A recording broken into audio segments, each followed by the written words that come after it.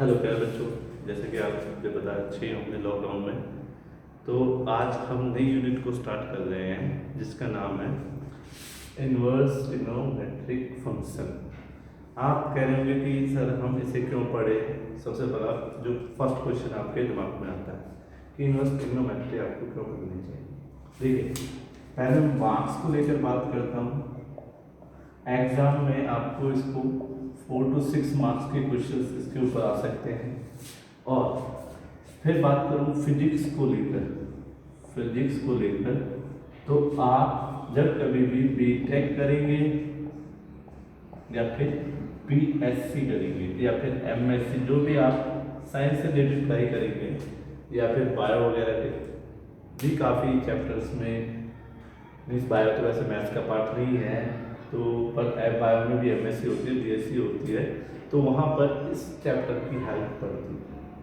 I hope clear है। दोबारा से कि ट्रिग्नोमेट्री क्यों पढ़नी चाहिए कि क्योंकि एक फिजिक्स का जो सब्जेक्ट है वो आपको आना चाहिए। उस फिजिक्स के सब्जेक्ट में क्या है कि कैलकुलेशंस आती है, वो कैलकुलेशन किसके बिहाफ पे होती है, फॉर्मूला बिहाफ पे होती है। तो फॉर्मूला कहाँ से सीखेंगे आप, चैप्टर से सीखेंगे। कौन से चैप्टर, मैथमेटिक्स के चैप्टर। तो आई होप क्लियर है। ये बायो के बच्चे के लिए भी इम्पोर्टेंट रखती है ना, और साथ ही साथ आपके फिजिक्स वाले बच्चे के लिए। तो फिलहाल तो हम अपने फिजिक्स पे ध्यान देते हैं और मैथ्स पे ध्यान देते हैं, बायो वाले बच्चों को साइड में करते हैं। तो इनवर्स ट्रिग्नोमेट्री पढ़ने का सबसे बड़ा फायदा है कि आपको इस टॉपिक में बहुत ज़्यादा हेल्प मिलेगी कैलकुलेशन पर्पज से, क्योंकि फिजिक्स की जितनी भी कैलकुलेशन वो फॉर्मूला बेस्ड होती है। अब एग्जाम पॉइंट ऑफ व्यू से बात करूँ तो इसमें कितने क्वेश्चन आ सकते हैं। इसमें जो क्वेश्चन आएंगे उनकी जो मार्क्स होंगे वो 4 to 6 होंगे। ठीक है, ये बात समझ में आ गई। फिर भी एक क्वेरी रहती है कि नहीं, मैं तो अब भी समझना चाहता हूँ क्यों ऐसा से पढ़ूँ।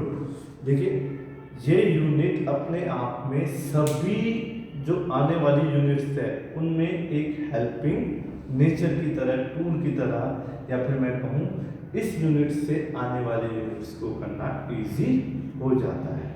आप समझ रहे ना। ट्रिग्नोमेट्री आपने पढ़ी हुई ऑलरेडी, 10th क्लास में भी बहुत डिस्कशन किया था।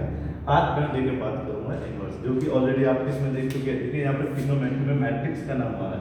मैट्रिक्स में इनवर्स निकालना नहीं निकाल सकते। इससे नेक्स्ट वाली एक्सरसाइज है मैट्रिक्स, फिर उससे नेक्स्ट वाली है डिटरमिनेंट। तो अपने आप में सभी यूनिट्स की बेस है, आपको ये यूनिट आनी चाहिए। देखिए समझिए, लिख लीजिए। देखिए वीडियो पॉज करके फॉर्मूले लिख लीजिए, लिख लीजिए।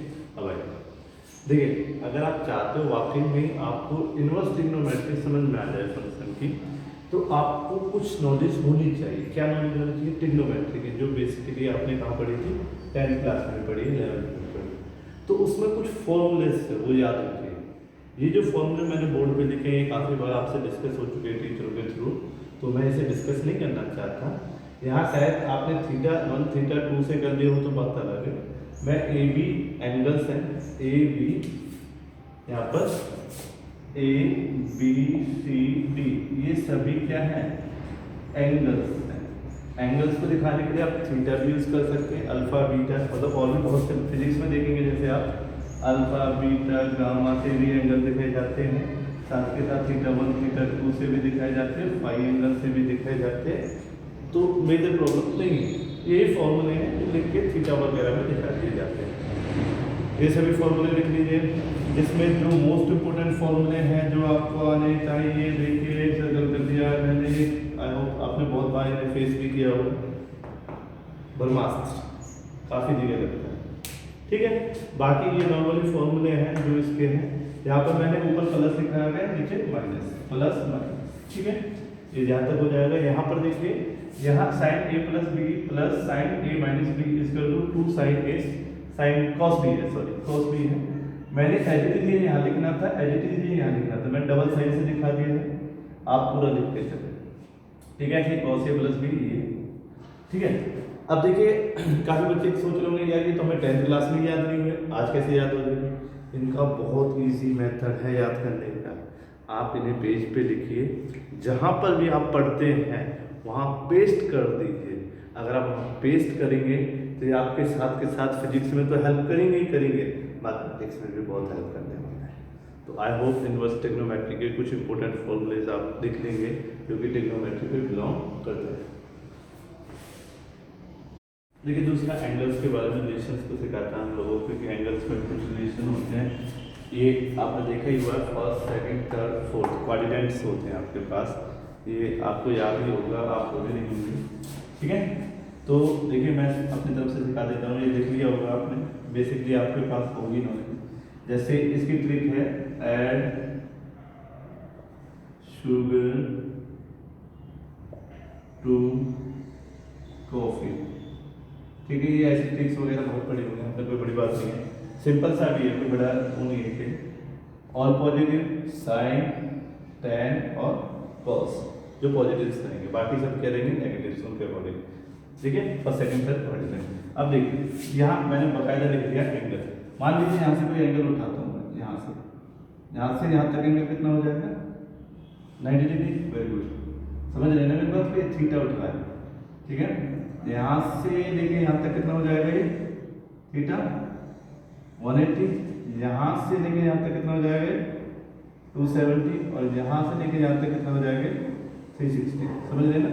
मान लो एक्स एक्सिस का यहाँ से आपने एंगल को उठाया, तो एंगल यहाँ से उठा तो 90 के बाद आया तो 180, 180 270 और 360, ठीक है। कुछ क्वेश्चंस मैंने प्रैक्टिस करेंगे कि पहला क्वेश्चन आता है कि अगर मान लीजिए आपके पास होता, देखिए क्वेश्चन यहाँ लिख रहा हूँ, एग्जाम्पल साइन थीटा, ये कितना होता है सभी को पता है, sine positive theta, cos theta कितना होता है, कॉस थीटा होता है, सभी को पता है, बड़ी बात नहीं है, सिंपल सही है, ठीक है। अगर नेगेटिव आ जाए तो कंसीडर है कि भाई साहब अब क्या करना है, तो उसके लिए एक ट्रिक है, ये सारा कुछ आपने देख लिया। अब समझिए आपका है -90 थीटा, कितना है -3, आपने थोड़ा ध्यान दिया हो तो यहाँ से थीटा उठाता, यहाँ से ऐसे, ये माइनस का मतलब कहाँ चला गया होगा नीचे, नीचे कौन सा क्वाड्रेंट है फोर्थ क्वाड्रेंट, ये आपको पता है इसलिए मैं थोड़ा सा तेज चल रहा हूँ कि यहाँ ऑल पॉजिटिव लेंगे, ऑल पॉजिटिव या फिर ऑल नेगेटिव, ठीक है, सॉरी ऑल पॉजिटिव रहते हैं इसमें, ठीक है। इसमें ऑल नेगेटिव देंगे, मतलब साइन और आपका कौन बचेगा बताइए कोसाइनस, ये रहेंगे आपके पॉजिटिव। यहाँ पर कौन लेंगे टेन और कौन सा दूसरा कॉट, यहाँ पर कॉस और सेक, ठीक है। ये आपको समझ में आ गया। अब देखिए मैंने कहा कि भाई साहब आपसे बात करूँ मैं, अगर साइन 90 माइनस थीटा हो, साइन 90 माइनस थीटा, तो मान लीजिए यहाँ से लेके यहाँ तक एंगल कितना है वैल्यू 90, अगर 90 से कुछ घटा दोगे तो कुछ इधर की लाइन में आ जाओगे, इसके बीच में आ जाओगे, बीच में आ जाओगे तो क्या हो जाएगा ऑल पॉजिटिव, तो ये कितना आ जाएगा साइन थीटा, ऐसे कितना है साइन थीटा। ऐसे cos 90 माइनस थीटा कितना आ जाएगा cos theta, tan 90 minus theta कितना आ जाएगा, समझे आप लोग। मैंने किस बिहाफ पे किया, मैंने इस बिहाफ पे किया, मान लेते मेरे पास दो मार्कर है, ये लाइन से इन दोनों लाइंस के बीच में एंगल कितना है, वेरी गुड 90। मैंने कहा 90 में से कुछ घटा दो, 90 में से जैसे कुछ घटाओगे तो में से इधर आ जाओगे, तुम्हारी ये लाइन यहाँ एग्जिस्ट करेगी जो किसके बीच में आ रही है फर्स्ट कोऑर्डिनेट में आती है 90। तो ये इसका मतलब क्या है, जो भी साइन होगा वो कैसे हो जाएगा पॉजिटिव, कॉस होगा वो कैसे हो जाएगा पॉजिटिव, जो टेन होगा वो कैसे हो जाएगा पॉजिटिव, क्योंकि इसमें हर कोई चीज़ कैसी रहती है पॉजिटिव, ठीक है। अब एक एग्जाम्पल कर लेते हैं, मान लेते हैं ये प्लस हो गए, क्या हो गए प्लस हो गए, साइन 90 प्लस प्लस, तो इसका मतलब क्या है कि अब ये वाली लाइन में तुमने कुछ प्लस कर दिया 10 20 जो भी है, तो जैसे प्लस करोगे तो लाइन यहाँ पर आ जाएगी, इस कोऑर्डिनेट में वो एंगल दो वेक्टर्स के बीच का जो फिजिक्स में पढ़ते हैं ना फिजिक्स, दो वेक्टर्स के बीच का एंगल 135 आ गया, तो इसका मतलब क्या हो गया 90 प्लस 45, 90 प्लस 45। तो अब क्या रहेगा, ये पॉजिटिव रहेगा नेगेटिव रहेगा, तो जैसे कि सभी को पता है यहाँ तो साइन पॉजिटिव रहता है, तो ये कैसा रहेगा पॉजिटिव, कॉस कैसा रहेगा कॉस 90 प्लस वेरी गुड कैसा रहेगा नेगेटिव, ठीक है। टेन कैसा रहेगा very good negative. I hope clear है आपको। ऐसे 180 की कर सकता था मैं, 180 यहाँ प्लस कर देता, ठीक है, 180 प्लस का 180 माइनस का, ठीक है मैं करके दिखाता हूँ आपको। देखिए मैंने 180 माइनस थीटा का एग्जाम्पल ले लिया आपके लिए।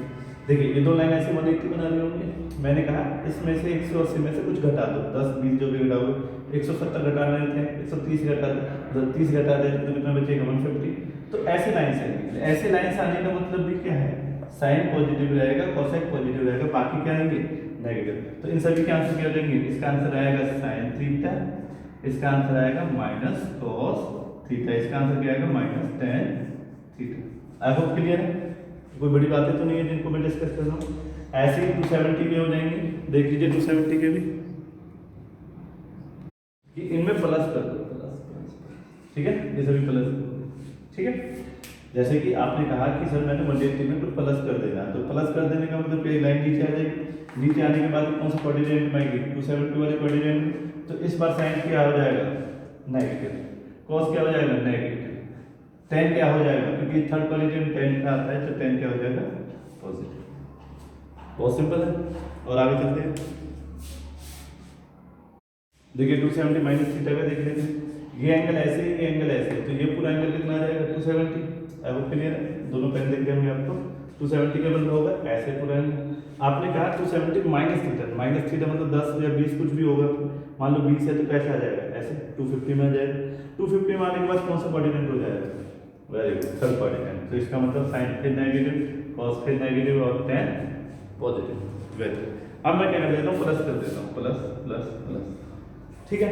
तो 270 से प्लस कर दिया मैंने, 10 प्लस कर दिया मान लो, तो 280 कौन सा कोऑर्डिनेट में होता है 270 और 260 के बीच, जो कौन सा कोऑर्डिनेट है फोर्थ वाला कोऑर्डिनेट। तो इसका मतलब अगर इसे प्लस कर दूं तो क्या होगा, कॉस पॉजिटिव रहेगा, कोसेक पॉजिटिव रहेगा, बाकी सभी क्या हो जाएंगे नेगेटिव, तो साइन नेगेटिव रहेगा, कॉस पॉजिटिव हो जाएगा और टेन क्या हो जाएगा नेगेटिव।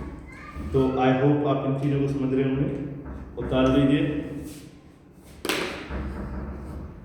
अब आ जाइए इस वाले में, ठीक है, ये वाला एग्जाम्पल दिखाई दे रहा है, सबसे ज़्यादा प्रॉब्लम होता है ये वाला एग्जाम्पल, भाई साहब ये पॉजिटिव है कि नेगेटिव। तो बच्चों मेरी बात समझना कि यहाँ थीटा था, थीटा में से कुछ माइनस कर दिया तो कहाँ जाएगा थीटा, सीधी सी बात नीचे जाएगा, समझ रहे ना। ये लाइन है, इस लाइन में से माइनस कर दो तो माइनस एक्सिस तो नीचे की तरफ होगा, ये वाला एक्सिस माइनस की होगा तो मैथमेटिकली ग्राफ के अकॉर्डिंग कहाँ जाएगा, नीचे नीचे जाएगा, तो कौन सा कोऑर्डिनेट में आ जाएगा फोर्थ कोऑर्डिनेट में, फोर्थ कोऑर्डिनेट में आएगा तो साइन क्या हो जाएगा, यहाँ तो बस कॉस और साइन पॉजिटिव होंगे, सब बाकी सब क्या हो जाएंगे नेगेटिव, तो साइन क्या आएगा माइनस थीटा, कॉस क्या आएगा पॉजिटिव और टेन क्या आएगा माइनस टेन थीटा। तो आई होप आपको क्लियर होगा, ये टीचरों ने बहुत बात कराया होगा, मैंने भी एक बार करा दिया क्योंकि मुझे इनवर्स ट्रिग्नोमेट्री की हेल्प होगी, लिख लीजिए। देखिए अब बात करते हैं ग्राफ को लेकर, इसको लेकर ग्राफ, ग्राफ सभी को पता होगा, एक उसमें एक्स एक्सिस होता है, एक उसमें वाई एक्सिस, ठीक है। तो मैथ्स कहता है कि किसका ग्राफ बना है, इक्वेशंस का ग्राफ बना है, आई होप समझे। मैथ्स कहता है वो हर चीज़ जिसमें एक्स और वाई के कोऑर्डिनेट्स होंगे, एक्स और वाई के वेरिएबल्स होंगे, उन्हें आप ग्राफ पे दिखा सकते हैं। तो वो कैसे होंगे, तो ये कुछ उनके एग्जाम्पल्स हैं, जैसे कि y = mx, इसका ग्राफ कैसा होगा, इसका ग्राफ होगा स्ट्रेट लाइन, कैसा होगा स्ट्रेट लाइन, y का पावर 1, x का पावर 1, तो ऐसी चीजों के ग्राफ कैसे होंगे स्ट्रेट, वेरी गुड। अगर x² + y² = 1 हो तो ऐसी चीजों के ग्राफ कैसे होंगे सर्कल, अब क्लियर हो गया आपने पढ़ा होगा। तो y = mx, m और a दोनों कांस्टेंट है, कोई भी कांस्टेंट है, x ओनली वेरिएबल है, तो आपने पढ़ा y डायरेक्टली प्रोपोर्शनल टू, अगर x² आ जाए तो इक्वेशन का ग्राफ कैसा होगा पैराबोला, पढ़ा हुआ ना, ये आपने चीजें पढ़ी हुई हैं। तो मैं कहना चाहता हूँ कि इन चीज़ों को देख के तुरंत आप बता सकते हो तो ग्राफ कैसे होगा। जैसे फर्स्ट के लिए मैं बताना चाहता हूँ, फर्स्ट का ग्राफ कैसे होगा, तो फर्स्ट का कोई भी ग्राफ हो सकता है, 1 लाइन, कोई सी भी सिंगल लाइन, ये मैं सभी सिंगल लाइन्स दिखाने की कोशिश की, इनमें से कोई भी एक लाइन हो सकती है, समझ रहे। अगर आपके पास वैल्यू मिल जाए m, x और c की, तो आप एग्जैक्ट बता सकते हो कि वो लाइन ये थी या कुछ और थी, ठीक है। ये 1D का केस भी कहा जाता है, या फिर मैं कहूँ ये ऐसे कोऑर्डिनेट की इक्वेशन होती है जिसमें लेंथ वगैरह को भी कंसीडर किया जाता है।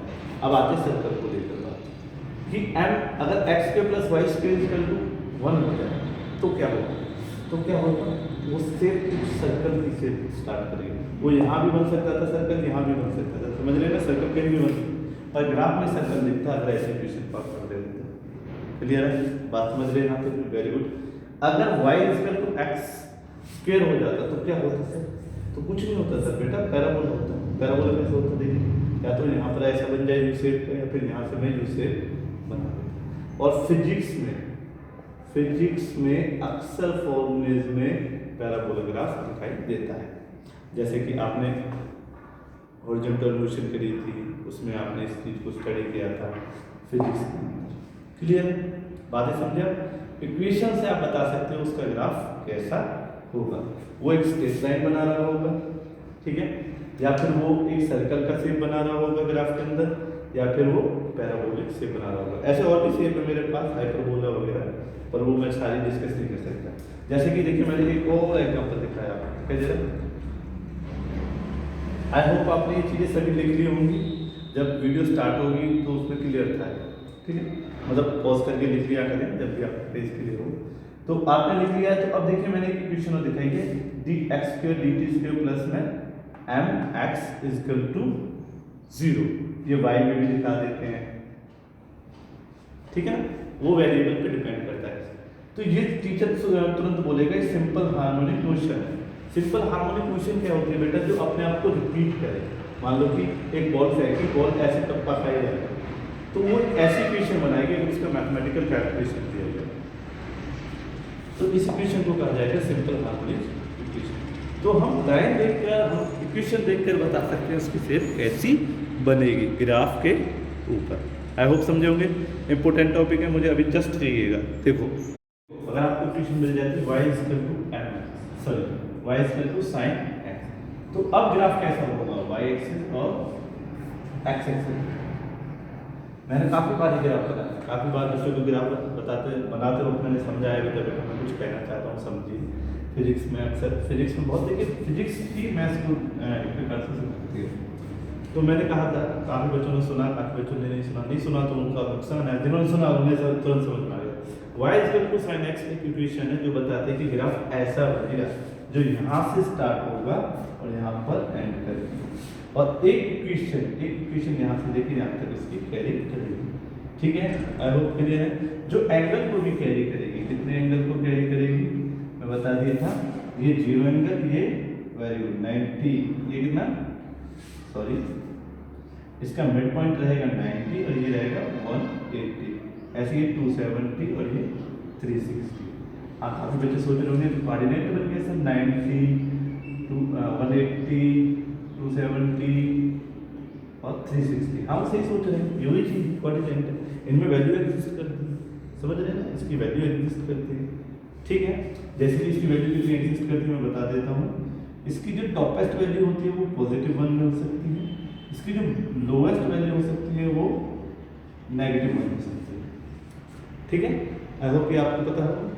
जैसे कि मैं साइन की अगर बात करूँ तो आपको वैल्यूज पता है, साइन की वैल्यूज क्या होती है, 0 1/2 1/√2 √3/2 और 1। ये कितने एंगल पे? 0 पे। ये कितने एंगल पे? 30 पे। ये कितने एंगल पे? 45 पे। ये कितने एंगल पे? 60 पे। ये कितने पे? 90। समझ रहे? तो यहाँ से वैल्यू उठेगी, देखिए मैं थोड़ा समझा देता हूँ बड़ा बना के। तो देखिए ये इसका एक्सिस हो गया, मैंने बड़ा थोड़ा सा बना दिया, ये इसका वाई एक्सिस हो गया, ठीक है, कोई बड़ी बात नहीं। तो बेटा मैं क्या कह रहा हूँ, ये टॉपेस्ट वैल्यू जो होगी यहाँ पर टकराएगी यहाँ +1 पे, ठीक है। यहाँ पर y का वैल्यू 1 होगा और x का वैल्यू कितना होगा? वेरी गुड 9 1 और, तो इसका मतलब sin 90 पे कितना मिलता है? 1। तो जैसे यहाँ x की वैल्यू 90 रखोगे तो sin 90 पे y की वैल्यू कितनी मिल जाएगी? 1। कैलकुलेशन सभी को समझ में आ गई होगी, इक्वेशन से भी समझ में आ गई। और देखिए जैसे कि यहाँ x की वैल्यू कितनी है, यहाँ पर x की वैल्यू कितनी है? 0, तो y की वैल्यू कितनी हो जाती है? 0। तो आपको बताया गया है sin 0 पे 0 की वैल्यू, मतलब वैल्यू जो होती है वो कितनी होती है? 0। तो y की वैल्यूज होती है, याद आ रहा है, एंगल की वैल्यूज पे फंक्शन की वैल्यू देता है, फंक्शन यहाँ पर y है, ठीक है। जैसे आपने कहा सर हमारा तो एंगल है 30 डिग्री, 30 डिग्री तो मतलब इसके 90 के बीच में भी 30 होगा, तो मान लीजिए मैंने जैसे मान लिया 30 डिग्री यहाँ पर, तो 30 डिग्री x हो गया, कट यहाँ मान दिया, तो y कितना होगा? y होगा 1/2, समझते? तो इसके जो कोऑर्डिनेट होंगे वो कितने होंगे 1/2 और 30। मैं बता देता हूँ 1/2 और 30 समझते हैं। एक्स उसमें 30 का रोल करेगा और इसमें कितने का रोल करेगा वेरी गुड। ऐसे ही 1/√2 आएगा बीच में, यहाँ पर 45 आ जाएगा, ऐसे ही यहाँ 60 आ जाएगा, √3/2 हो जाएगा। ये सारा कॉम्प्लेक्स हो गया मुझे पता है, पर आपको समझ में आ रहा होगा मैं क्या कहना चाह रहा हूँ। 0 से 90 x बढ़ा, 0 से 90 ये x वैल्यू चेंज हुई, उसके बाद ये 0 1/2 1/√2 √3/2 1 ये किसकी वैल्यू थी, ये सभी किसकी वैल्यू थी y की वैल्यूज। तो बातें समझ पा रहे हैं आप, बहुत सिंपल मैथमेटिक्स है, ये सभी आपको आती है चीजें, ये सभी को बताते हैं। ठीक है, मैंने बस किस पे लिया है ग्राफ पे, किस पे ग्राफ पे एक्स एक्सिस और वाई एक्सिस, क्योंकि ट्रिग्नोमेट्री है ही ग्राफ पे।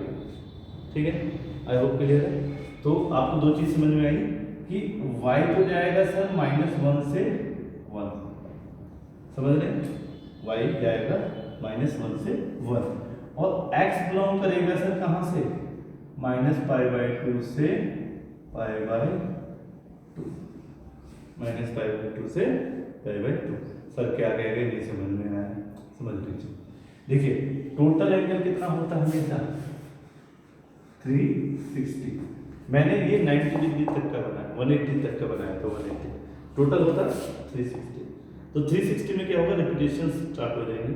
जैसा कोऑर्डिनेट में आप देख भी चुके हो, 90 के बाद जैसे नीचे उतरोगे तो साइन क्या हो जाता है पॉजिटिव, तो यहाँ जितनी भी वैल्यूज आएंगी वो सब y के पॉजिटिव पे काटेंगे, y के पॉजिटिव पे काटेंगे तो ये 1/2 जितनी भी होंगे क्या आएंगे पॉजिटिव। जैसे ही इसमें जाओगे एंगल बढ़ता चला जाएगा, y की वैल्यू बढ़ती जाएगी, तो y की वैल्यू जितनी भी आएंगी क्या आएंगी नेगेटिव। तो ये कोऑर्डिनेट कौन सा है, यहाँ तक कोऑर्डिनेट, ये कोऑर्डिनेट है आपका फर्स्ट कोऑर्डिनेट, ठीक है, ये कोऑर्डिनेट है आपका सेकंड कोऑर्डिनेट, और इसके बाद ये वाला कोऑर्डिनेट जो बनेगा वो बनेगा थर्ड, और ये वाला जो कोऑर्डिनेट बनेगा वो बनेगा फोर्थ।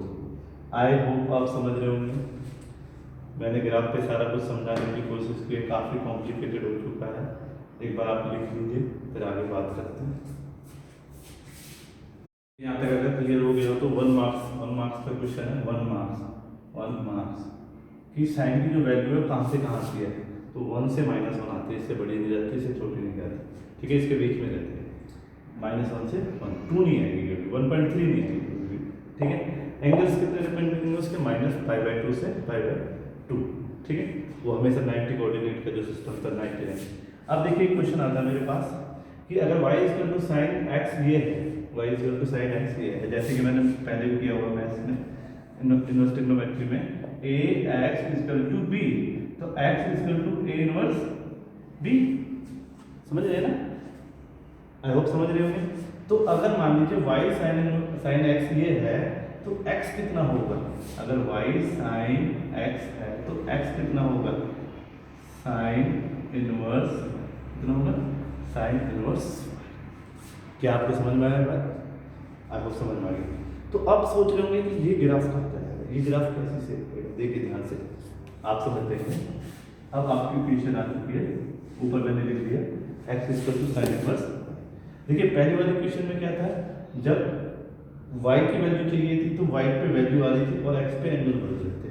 अब क्या हो गया, उल्टी कहानी बन चुकी है, x की वैल्यू चाहिए y से, तो इसका मतलब क्या होगा, ग्राफ घूम जाएगा। तो ग्राफ कैसे बनेगा इस बार, तो ये अगर बुक्स में देखते हो तो डरना मत, इस ग्राफ को कवर कर दिया गया है इसके थ्रू, ठीक है। सिंपल सर्कल मैंने पहले भी समझाया कि यहाँ y की वैल्यूज निकल रही थी, अब यहाँ किसकी वैल्यूज मिलेंगी, x की वैल्यूज, ठीक है।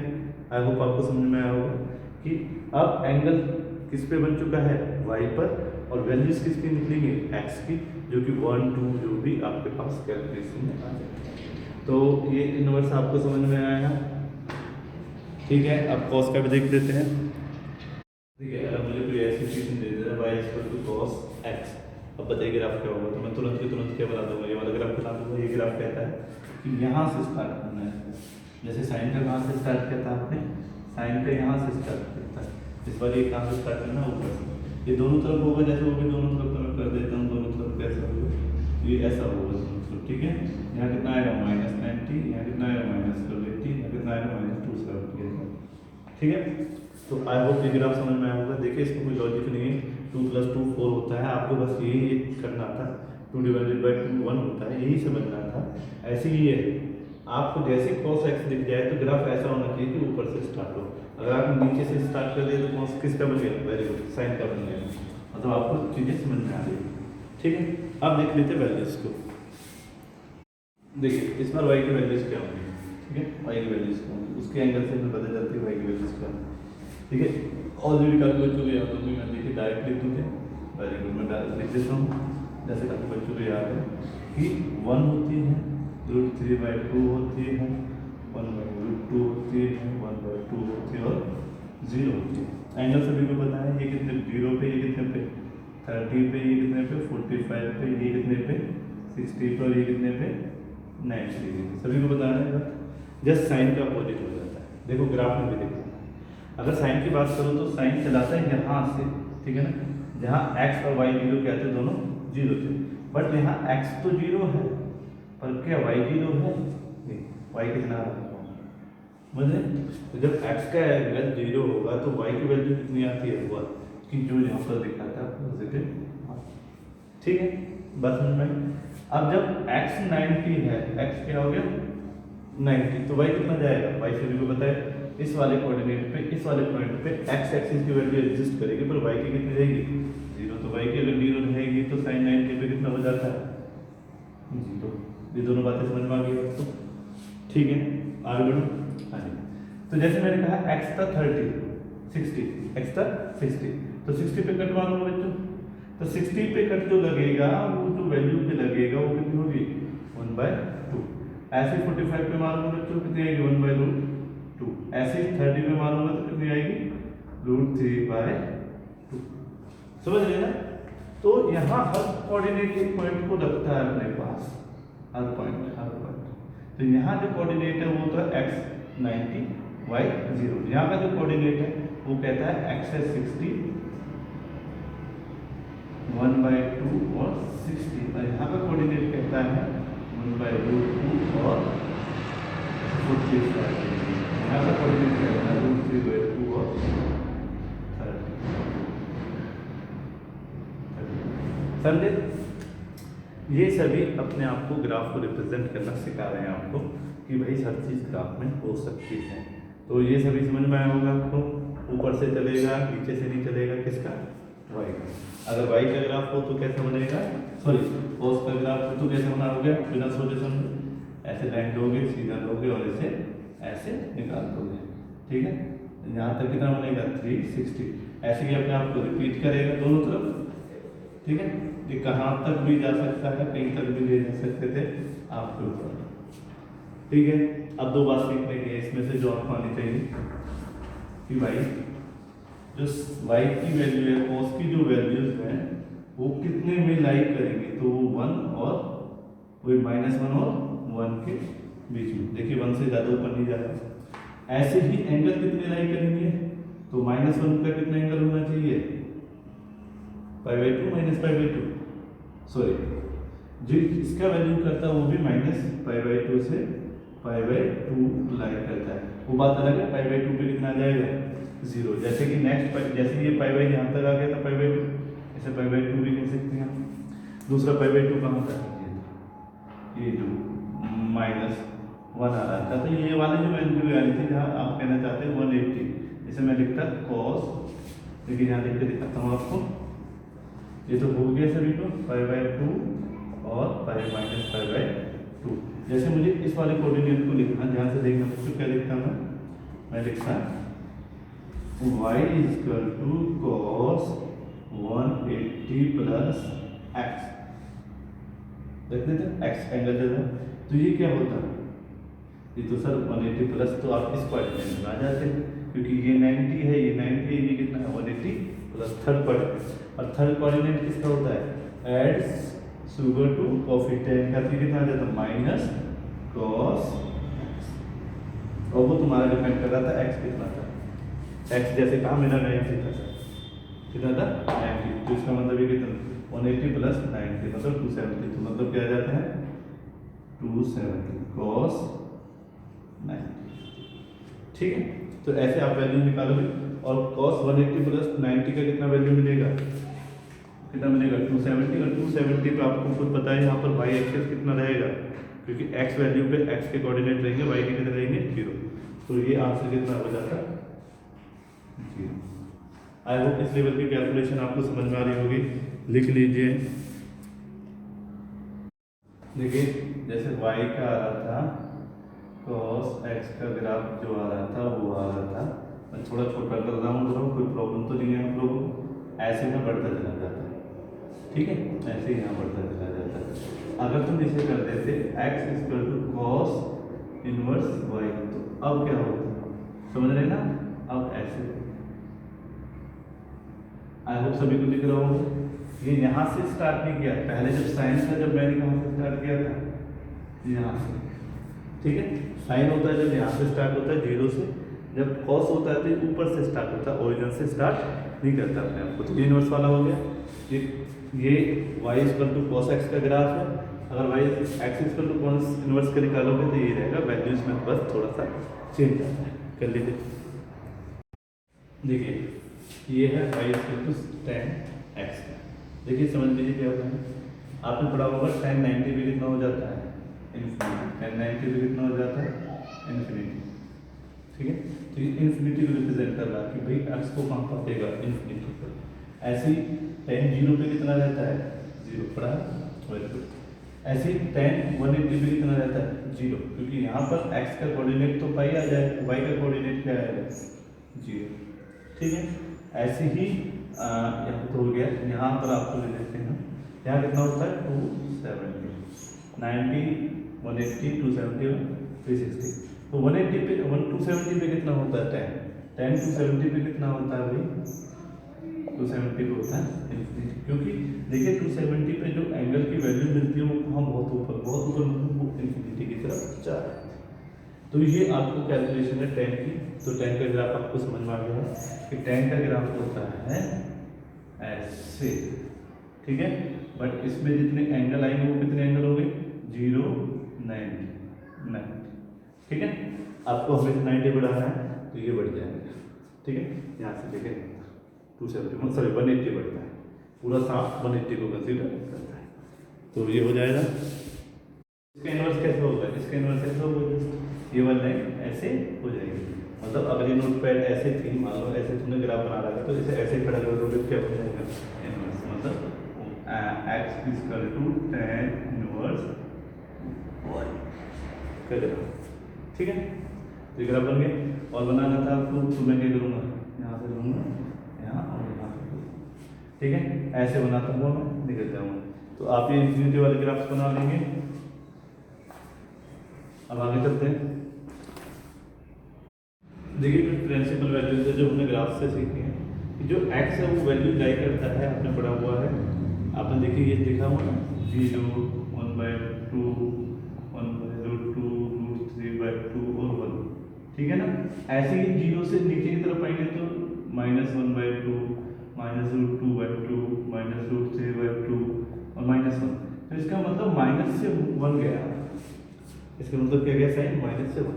तो ये प्रिंसिपल वैल्यूज कही जाती है कि साइन कितना ज़्यादा खोल सकते थे आप, तो साइन 1 से ज़्यादा ऊपर नहीं जाएगा, ना ही -1 से नीचे जाएगा। आगे बात समझ में, एंगल्स की वैल्यूज क्या देंगे उस टाइम -π/2 से π/2, ओके। कॉस इनवर्स की क्या है, कॉस इनवर्स भी सेम ही है, आपको पता है, बस इसे अपोजिट करके लिखना था, एंगल्स की वैल्यू, तो ये भी -1 से 1 के बीच में एग्जिस्ट होता है।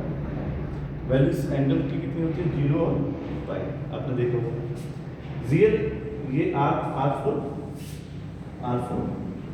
रियल नंबर, और सभी को पता होंगे रियल नंबर कहाँ से कहाँ लाई करते हैं, -∞ टू +∞, या तो आप ये लिख सकते थे या फिर यहाँ आप लिख सकते थे -∞ टू +∞, किसके लिए, ओह इसके लिए सॉरी, ये तो कोसेक है, कोसेक में रियल -1 और एंगल्स π/2, सेक के लिए भी r -1 और 1 0 और π/2। ऐसे tan इनवर्स की जो वैल्यूज आती है वो रियल नंबर आती है, रियल नंबर मतलब -∞ से इन्फिनिटी, ऐसे कॉट की कितनी आती है, माइनस इन्फिनिटी टू इन्फिनिटी। ठीक है, आपको पता ना tan, अगर कोई कहे मुझसे tan 90 की वैल्यू फाइंड आउट कीजिए, तो मैं क्या कहूँगा भाई साहब इसकी वैल्यू कितनी रहती है, इन्फिनिटी। तो कैसे फाइंड आउट करूँ, तो आपको हेल्प करेगी इनवर्स ट्रिग्नोमेट्री। आई होप इतना क्लियर है, तो लिख लीजिए। अब देखिए यहाँ पर वीडियो का एंड कर रहे हैं, हमने क्या क्या चीज़ें डिस्कस की, सारा यहाँ पर होमवर्क में आ रहा है। होमवर्क क्या है, पहला इंपोर्टेंट फॉर्मूले जो आपको लिखवाए गए थे ट्रिग्नोमेट्री के स्टार्टिंग में, प्लस कोऑर्डिनेट के जो फॉर्मूले लिखवाए थे वो पेस्ट करने हैं, पेस्ट पिक्चर फ्रॉम वॉल। आपको सेंड करने होते हैं ना, किसे सेंड करने होते हैं, तो आप किसी भी वॉल पे पेस्ट करके जहाँ पर भी आप स्टडी करते हैं वहाँ से मुझे फोटो सेंड कीजिए, क्योंकि उन्हें याद करना बहुत जरूरी है। याद जब हो पाएंगे जब वो आपके सामने आसपास रहे। फिर दूसरा ग्राफ, देखिए मैंने साइन थीटा लिखा है, कॉस थीटा लिखा, tan theta, cot theta, sec theta, cosec. काफ़ी बच्चे लोग सोच रहे होंगे सर कॉट का, सेक का, कोसेक का आपने नहीं कराया, बट आप समझ गए साइन को देख के तुरंत ग्राफ कैसे बनाना है, ऐसा ग्राफ। ठीक है, कॉस को देख के कैसे बनाओगे, ऐसा ग्राफ बनाओगे। तो बस यही सिखाना था। ये थीटा मैंने क्यों दिखाया है, क्योंकि एक्स वाई से क्यों दिखाया, क्योंकि थीटा में अक्सर फिजिक्स में यूज होता है। एक्स में यहाँ यूज हो रहा था, फिजिक्स में थीटा से यूज होता है। तो मैंने सब ये देख दी। बाद में आपको वैल्यूज लिखनी है, जैसे मान लो साइन माइनस का क्या होगा, ऐसे ही आपको ये सभी वैल्यूज लिखनी है। जैसे मैंने तो बताया साइन माइनस का क्या होगा, कॉस साइन पॉजिटिव का क्या होगा, ऐसे ही आपको माइनस थीटा का लिखना है। ये पहला तो एग्जाम्पल हो गया आपको, जैसे साइन माइनस थीटा कितना होता है, माइनस साइन थीटा, क्योंकि ये बिलोंग करता है फोर्थ कोऑर्डिनेट को, फोर्थ कोऑर्डिनेट होता है 360। ठीक है, ये सारा कुछ सिखाया आपको। तो ये सभी लिखने हैं, यहाँ मैंने बस प्लस माइनस लिख दिया, इसका मतलब ये है जैसे कि मान लो साइन के लिए लिख रहे हो प्लस माइनस थीटा, प्लस में क्या होगा माइनस में क्या होगा, ऐसे ही 180 प्लस माइनस थीटा है, तो इसका मतलब ये है कि पहले कॉस के लिए 180 प्लस थीटा में आंसर लिख के दो क्या होगा, फिर लिखो कॉस 180 माइनस थीटा का आंसर क्या होगा। आई होप क्लियर हुआ। तो ऐसे ही सारा कुछ करना है, पॉजिटिव थीटा में रखना है, पॉजिटिव 90 प्लस थीटा में रखना है, 180 प्लस माइनस थीटा में रखना है, 270 plus minus theta, 360 plus minus theta. कहाँ से करोगे, जो मैंने आपको सिखाया था, क्या सिखाया था भाई, कोई बताएगा मुझे, वेरी गुड, क्वाड्रेटिक फॉर्मूले सिखाए थे सर ने, जो ये सिखाए थे यहाँ से करेंगे। ठीक है, all positive, sine positive, cos positive और टेन पॉजिटिव। तो आई होप आपका होमवर्क आपको समझ में आ गया है, आप करेंगे, फेस वाले चीज़ को ध्यान रखें। Thank you very much.